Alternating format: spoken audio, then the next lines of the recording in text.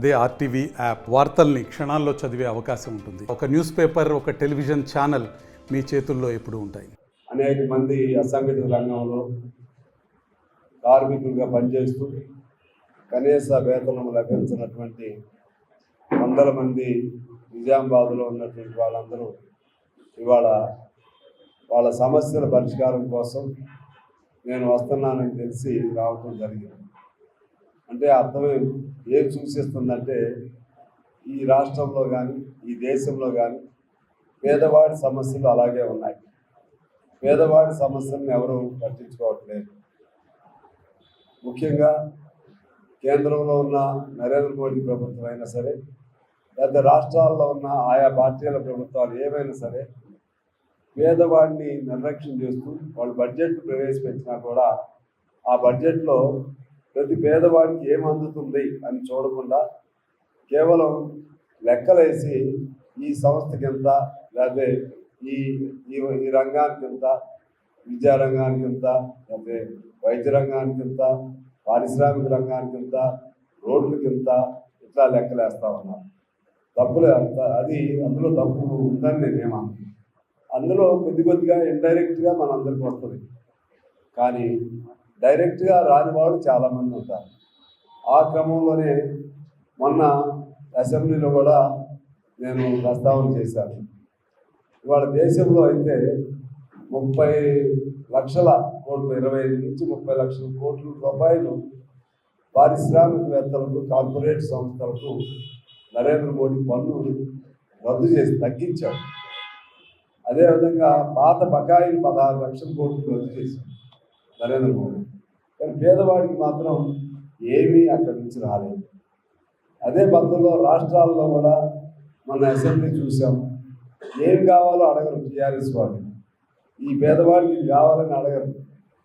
కేవలం ప్రభుత్వాన్ని ఇవేం చేసావు, వాడు వచ్చి నిన్నగా మొన్న వచ్చాడు, నిన్నగా మొన్న వచ్చిన వాడి మీద రోజు వీళ్ళు అటాక్ చేయడం మొదలెట్టారు.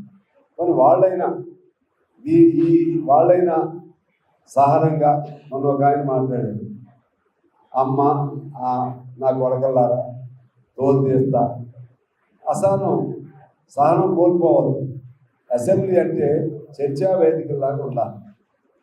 ఇవాళ ఇంతమంది ఎందుకు వచ్చారు, నేను ఎక్కడికి వెళ్ళినా అంటే ప్రతి కార్మికుడు మా తరఫున మా కార్మికుడికి ఇది కావాలని అడుగుతుంది. ఫలానా కమ్యూనిస్ట్ పార్టీ అభ్యర్థి అడుగుతున్నాడు, అందుకని కమ్యూనిస్టులు ఉండాలని కోరుకుంటున్నారు. కమ్యూనిస్టులు ఉంటేనే మా పేదవాళ్ళ తరఫున మాట్లాడతారని ఒక భావన వచ్చింది. ఆ క్రమంలోనే దాదాపు ఎన్నో 150 పైగా సంఘాలు నాకు వచ్చిన అన్ని ప్రస్తావన చేయలేకపోయినా ప్రతి సంఘాన్ని గురించి, ప్రతి పేదవాడి గురించి కొంత మాట్లాడటం జరిగింది. నేను ఇందాక చెప్పింది బడ్జెట్లో వాళ్ళకి తక్కువ ఖర్చుతో 2 కోట్ల మందికి ఉపయోగం జరిగే విధంగా చేయవచ్చు. వాళ్ళు మీరందరూ అసంఘటిత రంగం ఉంటాయి. చాలామందికి పిఎఫ్ కూడా వస్తుంది, కానీ మినిమం వేజ్ లేదు. మినిమం వేజ్ అంటే ఎంత? 19,000 నుంచి 21,000 అంతే, పెద్ద ఇదేం కాదు. ఆ వేజ్ కూడా లేని వాళ్ళు చాలామంది ఉన్నారు. ఇప్పుడు సెకండ్ ఏఎన్ఎంలు ఉన్నారు. వాళ్ళకి వస్తున్నప్పటికి కూడా వాళ్ళు అనేక ఏళ్ళ నుంచి ఉన్న వాళ్ళకి కొంచెం రెగ్యులర్ చేస్తే అందులోనే ఒకే రకమైన ట్రీట్మెంట్ ఇస్తారు. ఫస్ట్ ఏఎన్ఎం, సెకండ్ ఏఎన్ఎం, అందులో పేర్లు పెడగొడతారు. ఒకే రకమైన పని చేయించుకుంటారు. ఒకటి కాంట్రాక్ట్ కార్మికులు అంటాడు, ఒకటి అవుట్ సోర్సింగ్ అంటాడు, ఒకటి పర్మనెంట్ అంటాడు. అంటే కార్మికులు దోపిడీ చేయటం కోసం అనేక పేర్లు కనిపెట్టి ఆ విధంగా దోపిడీ చేస్తున్నాను. అందుకని నేను నా రాజకీయ మిత్రుల ద్వారా మరొకసారి నేను ప్రస్తావన చేసింది ఏంటంటే అసంఘటిత రంగ కార్మికులు దాదాపు 2 కోట్ల మంది పైన ఉన్నారు. వాళ్ళందరికీ కనీస వేతనం వచ్చే విధంగా జీవో 20, 21, 22, 23, 24, 25 వీటన్నింటినీ గెజెట్లో వేసి తద్వారా ఈ కాంగ్రెస్ ప్రభుత్వం టీఆర్ఎస్ వాళ్ళు చేయలేని పనులు చేయాల్సిన అవసరం ఉంది. చాలామందికి ఇప్పుడు కూడా నెలకి ఫస్ట్ దానికి జీతాలు చాలామందికి ఇంకా అసంఘటిత రంగం అంటే అంగన్వాడీలు, లేకపోతే ఈ మధ్య కొంత వేసినట్టు ఉన్నారు. అది కూడా ఒక క్రమ పద్ధతిలో ఉండే విధంగా చేయాలి. ఆ విధంగా కొత్త ప్రభుత్వం పేదవాళ్ళ ఆశల్ని నెరవేర్చే విధంగా చేయాలి. కమ్యూనిస్ట్ పార్టీగా మేము మిత్రపక్షంగా ఉన్నప్పుడు కూడా పేదవాడి ఇబ్బంది వస్తే ఖచ్చితంగా పేదవాడి తరఫునే మేము ఉంటాం.